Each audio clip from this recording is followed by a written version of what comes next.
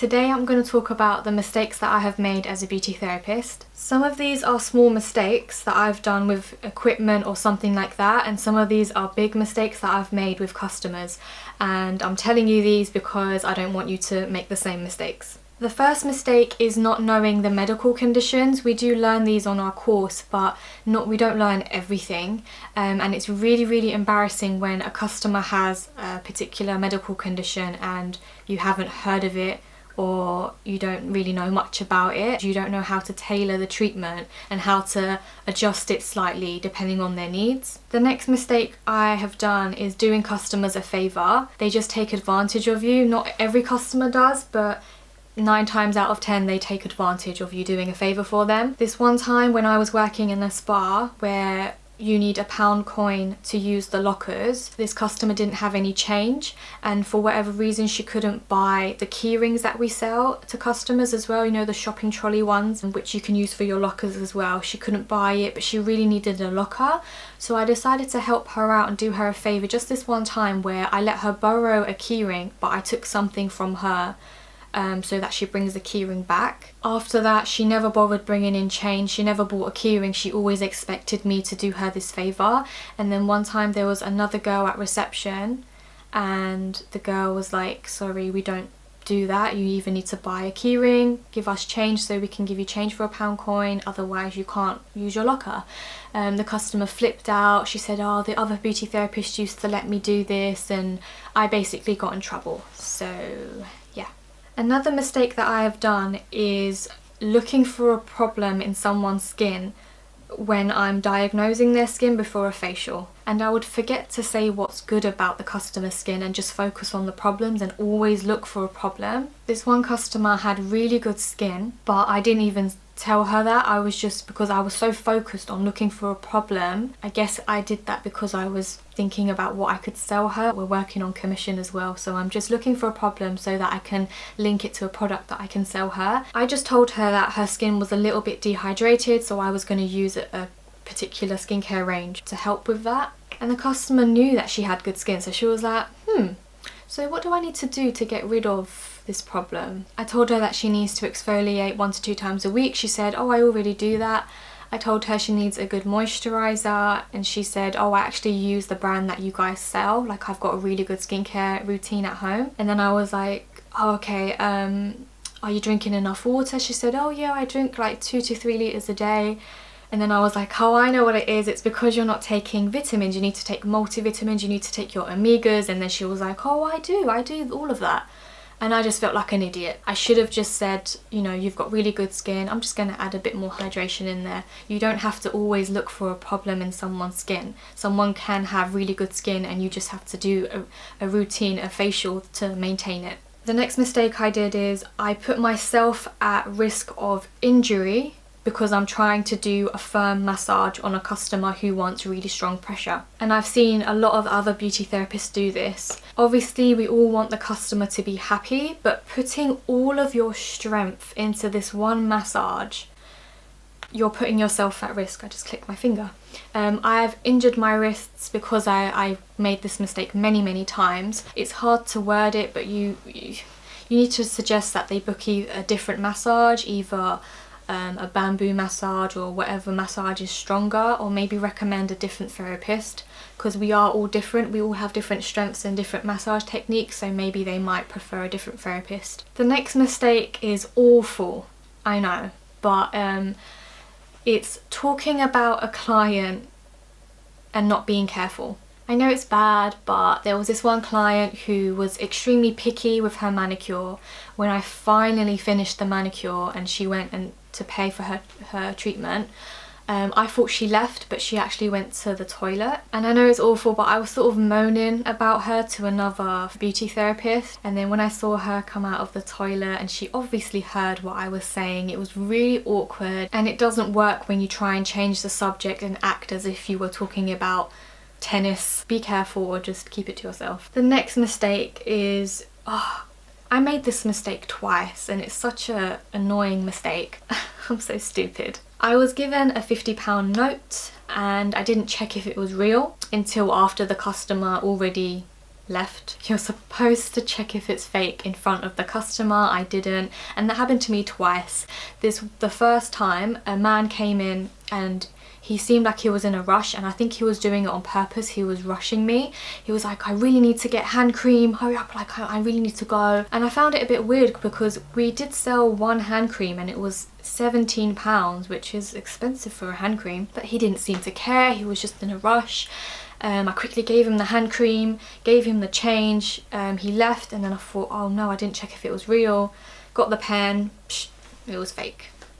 The second time I made that mistake, it was when two guys came in and we had our products behind the reception desk, so he couldn't actually look at it, but he sort of squinted and looked and he said, can I get the bump and erase? And he looked like I knew he didn't even know what that product was, and I was like, you know it's for ingrown hairs, right? And then he was like, oh, I'm getting it for my mum. Him and his friend both smiled. Like I knew he was lying, but it's just, you know, when you're just not thinking. And then his friend handed me a £50 note, and then I panicked because I knew I didn't have enough change, and I started panicking. I don't know why I do that. Anyway, I put the £50 note on the reception desk, and I'm looking through this drawer to see if I can find any change. And then I gave him his change, they left, and then I thought, oh no, I forgot to check if it was real, and it was fake. And then when we checked back on the CCTV, the cameras, when I put that £50 note back onto the reception desk, he actually took it, put it in his pocket, and he took out another £50 note, and then he gave that to me. I'm not sure if the first one was real, but the second one was, the one he handed me was definitely fake. The next mistake isn't something that I have personally done. I don't even know how you make this mistake, but I've seen it happen so many times where a beauty therapist goes to collect the wrong client. You're supposed to say the client's name. Unless they both have the same names, then I don't understand how you can mix it up. You're supposed to go into the treatment room and then confirm what treatment they're having. But anyway, this therapist didn't do any of that, just took the client down, thought that the client had a bikini wax, told her to remove everything from the waist down, left the room, came back, and the client did all those things, but it was like, how comes I had to remove everything because I'm getting my nails done? Like, it's not the client's fault because she's just following instructions, but yeah, you need to make sure that you've got the right client. The next mistake is to do with your nail colours. I have bought the same nail colour where I've bought doubles so many times. I always get my stuff from the beauty shows that they do twice a year, the Professional Beauty or Olympia Beauty, and I always forget to take my colour wheel with me, and I always end up buying the same colours. Another thing about the beauty show is if you really need stuff, like I really needed an LED lamp, I went in the second day, so the last day that they had the show on, and a lot of things were out of stock already. So if you really need to get stuff, go on the first day. Don't make the mistake that I did because everything was out of stock. However, if you don't need stuff and you just want to go in and have a look, then go in on the second day. In the last hour where they're about to pack up, they sell everything really cheap. It's like this bargain hour that they do. So yeah, depending on your needs, don't make the same mistakes that I've done. The next mistake is to do with the colour wheel, just while we're on the subject. If you run out of a colour or for whatever reason you need to get rid of it, don't throw this in the bin. You can reuse these. You basically just break this seal at the top, you file the sides, and then it just starts to lift up. There we go. It just pops off, you peel it off, it comes off really easily. It comes off really easily, it just pops off. However, if you buff, I didn't buff this, don't buff the surface because it's not a real nail, it's just a sample. If you buff the surface, this will be really difficult to take off. Don't waste any product as well. You don't need to use no nail dehydrator or anything like that. Literally just put 2 coats of the colour and a top coat and you're done. This next mistake is personal preference, but I personally regret doing it. It's having too many nail polish brands. I would probably just stick to one, especially with gel polish, because you always have to buy the base and top coat for each colour, each brand that you get as well, because they don't mix and match. The next mistake is to do with foot files. I left this in Barbicide in water by accident overnight and this sticker came off. And then the second mistake that I did is I threw the whole thing away. I could have kept the wood and then I could have bought disposable stickers, so don't make that mistake either. The next mistake is not knowing the myths like about nails and stuff like that. I watched Natasha Lee's nail myths video, and I was so embarrassed and shocked that I didn't know that they were myths. Like, it's really embarrassing. I'll link that video down below. Oh boy, the next mistake is about business cards. I have made so many mistakes with my business cards. I probably have like 4 different ones.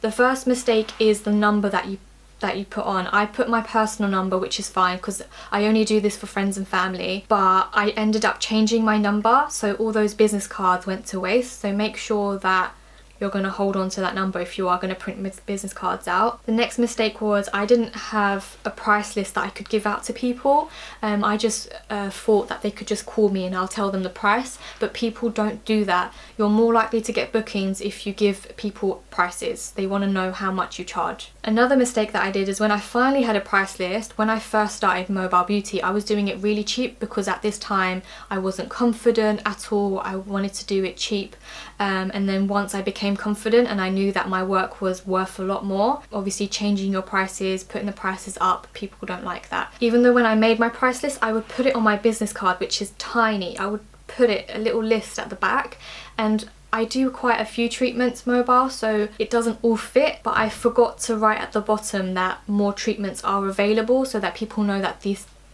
I'm not just limited to this, I do a lot more. The final mistake is something really funny. I didn't do it. My colleague did it, and I wish she was here to tell you the story because when she tells it, I'm just on the floor. She was doing a Hollywood or a Brazilian, and the client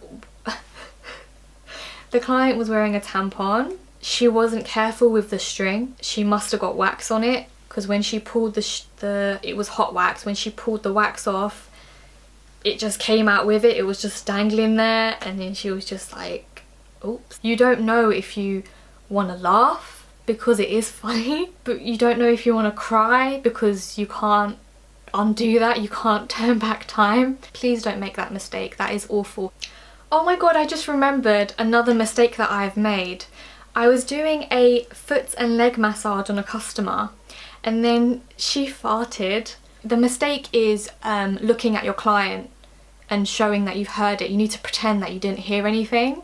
But I couldn't hide it because I actually got scared. Like, it just came out of nowhere. I didn't expect her to fart, and it was really loud. So I sort of jumped up and I looked at her, and she was so embarrassed. She was like, we both couldn't wait for the treatment to be over. Yeah, if your customer farts by accident, just pretend that you didn't hear it. Those are the mistakes that I could remember that I've done so far. To this day, I still make mistakes. That is the end of the video. If you liked the video, please give it a thumbs up and subscribe if you want, and I'll see you next time. Bye.